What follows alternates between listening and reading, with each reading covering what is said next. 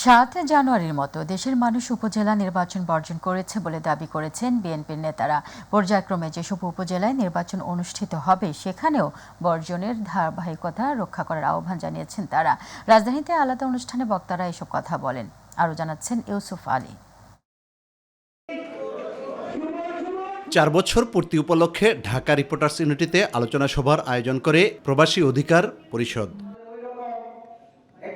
সভায় বিএনপির স্থায়ী কমিটির সদস্য ডক্টর আব্দুল মঈন খান বলেন, প্রহসনের উপজেলা নির্বাচনে সাড়া দেয়নি জনগণ। বাংলাদেশের মানুষ যেভাবে 7 জানুয়ারি নির্বাচনকে বর্জন করেছে, আগামীকাল অর্থাৎ আজকে আপনারা দেখবেন ঠিক একইভাবে বাংলাদেশের মানুষ এই ভুয়া নির্বাচনের যে নাটক আজকে বাংলাদেশে উপজেলা নির্বাচনের প্রথম পর্যায়ে যেটা অনুষ্ঠিত হচ্ছে সেটাকে তারা বর্জন করবে।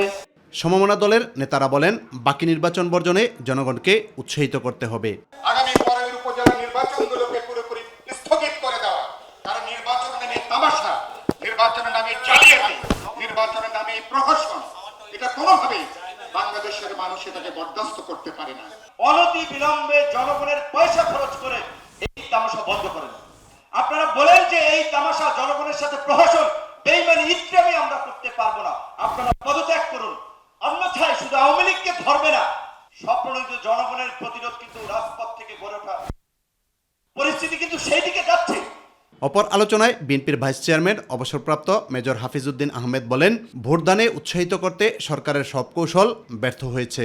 কেন্দ্রগুলা খাখা করছে, কোনো ভোটার সেখানে যায় নাই। কেন এই অবস্থা হলো? কেন মানুষ ভোট দিতে পারে না?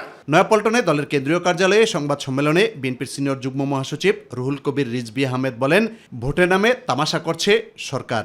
যে উপজেলা নির্বাচন করছে সেখানেও ভোটাররা আজকে সকাল থেকে শুরু হয়েছে, ভোট কেন্দ্রে যায়নি, এবং এটার মধ্যে দিয়ে তারা তাদের সাহসের বুক বেঁধে দাঁড়ানোর সেই ইঙ্গিতটাই দিচ্ছেন এদেশের জনগণ এবং ভোটাররা।